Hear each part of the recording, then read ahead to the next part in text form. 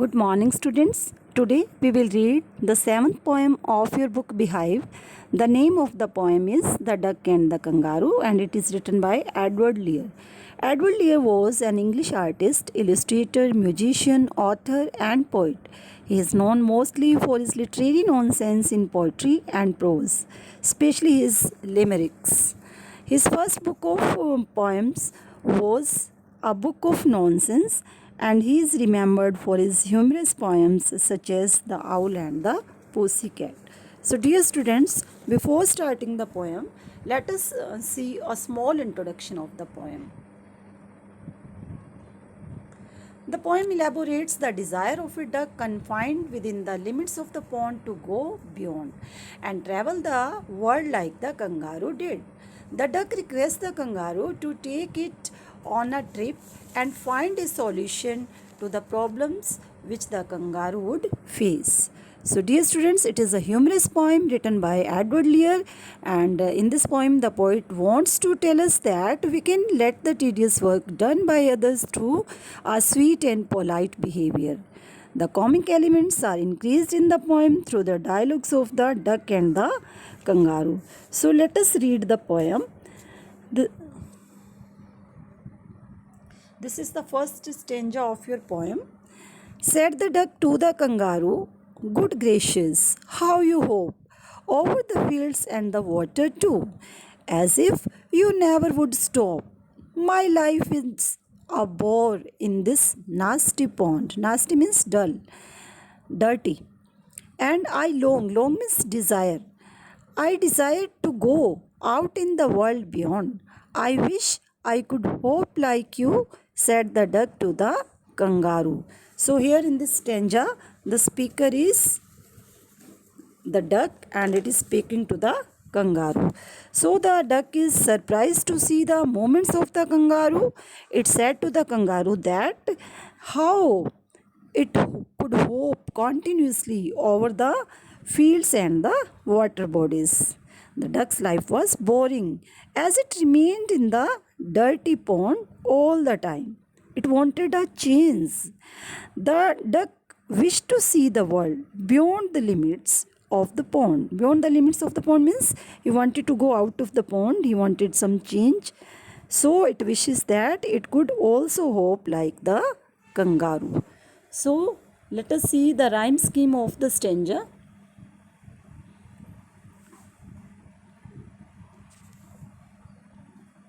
Here you can see that kangaroo and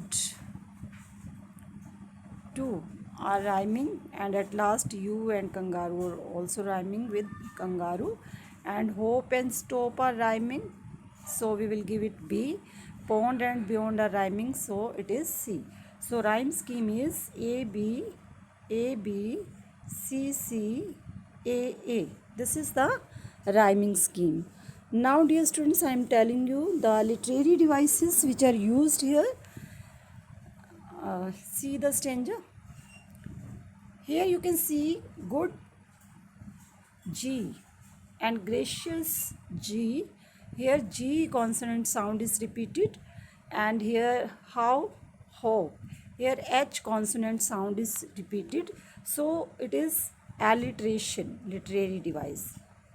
Alliteration. When there is alliteration means the repetition of consonant sound at the start of two or more than two closely placed words. It is called alliteration. So G and H are repeated, and so it is alliteration. They are consonant and they are repeated. After that, the next literary device which is used here is refrain. When there is refrain means the use of a sentence throughout the poem, or you can say that when a sentence is repeated after each stanza or after some lines throughout the poem, so that time it is refrain. So you can see that first and last line, that this line is repeated after some lines, so it is refrain. So these are the literary devices which are used here. Let us see the next stanza.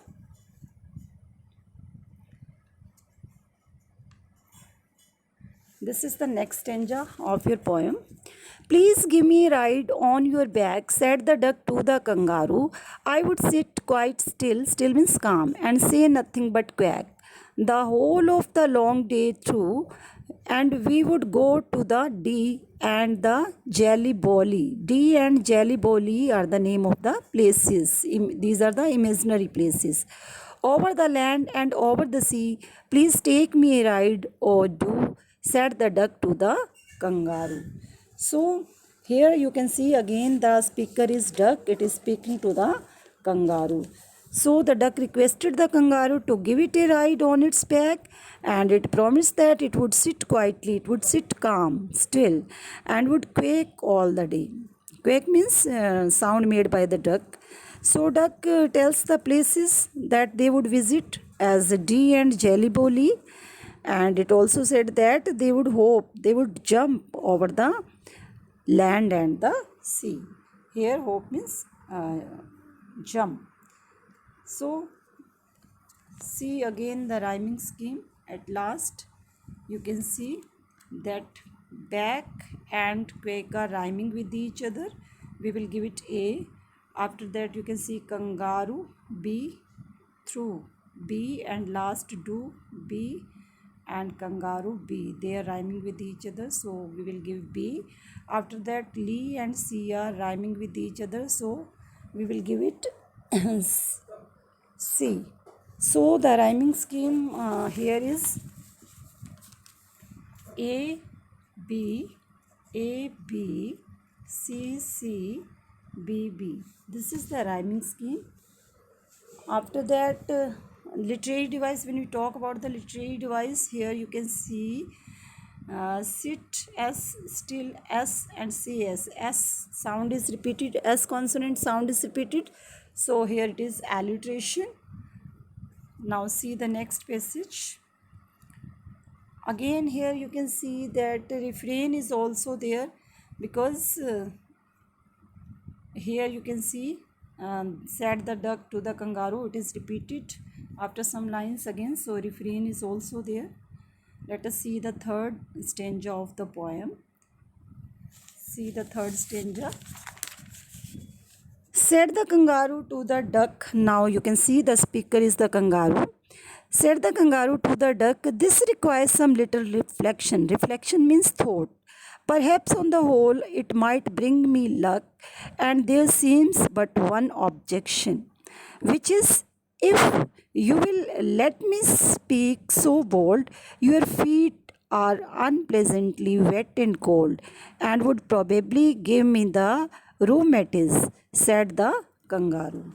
Here the speaker is kangaroo, it is speaking to the duck. Here one thing which I want to tell you, that here the at last you can see rheumatiz. It is the name of the disease that is related to the joint pain, but the poet has changed the spelling of rheumatiz. Actual spelling is here rheumatism,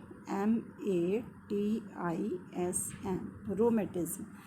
So this is the name of a disease that is related to joint pain. So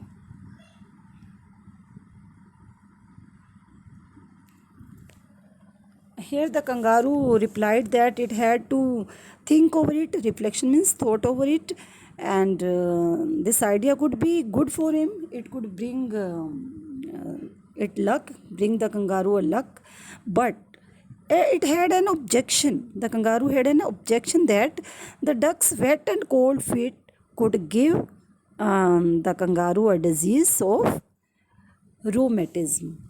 So he was scared of that disease.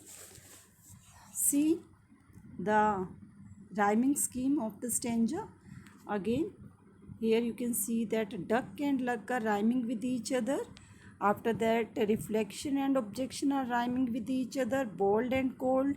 After that, roo and kangaroo. So that is why the poet has used here roo to rhyme the words with each other. So rhyming scheme is A, B, C, C, and D, D. This is the rhyming scheme. So let us see the next stanza. Now again the duck is the speaker.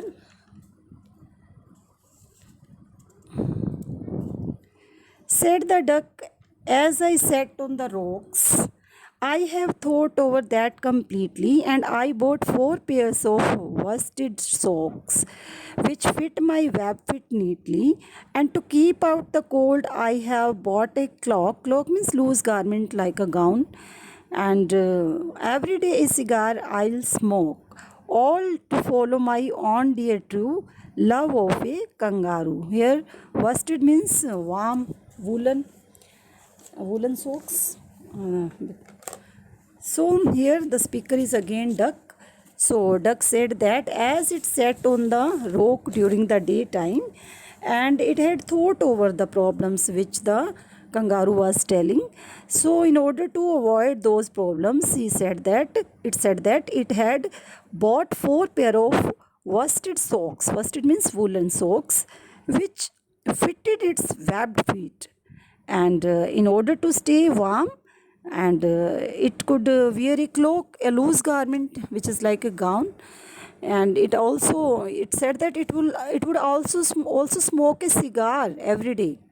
So the duck would do all these things to protect the kangaroo from the cold, from the disease, because of the love of the kangaroo, because it loved the kangaroo.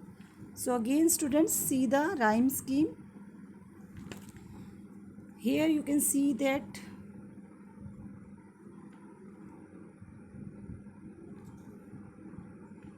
rocks and socks are rhyming with each other completely and neatly, rhyming with each other. And after that, cloak and smoke are rhyming with each other. True and kangaroo are rhyming with each other. So rhyming scheme is A B C D D. This is the rhyming scheme. Now I'm going to tell you about the literary devices which are used here. You can see that one more literary device is introduced here, that is anaphora. Here you can see one more literary device, that is anaphora is used. When there is anaphora, when the same word is used at the starting of 2 or more than 2 lines, 2 consecutive lines, that time it is anaphora. You can see here, and these lines are starting with and so there is anaphora literary device is used here. And next literary device which is used here is, that is enjambment. When there is enjambment, when the same sentence is continue in 2 or more than 2 lines, when there is no any pause or punctuation mark. You can see after socks and after 2 there is no any punctuation mark or any pause. So here it is enjambment literary device. So let us see the next stanza. This is the last stanza. See, said the kangaroo, I am ready, all in the moonlight pale, but to balance me well, dear duck, sit steady and quite at the end of my tail. So away they went with a hope and a bound, and they hopped the whole world 3 times round. And who so happy, oh who, as the duck and the kangaroo.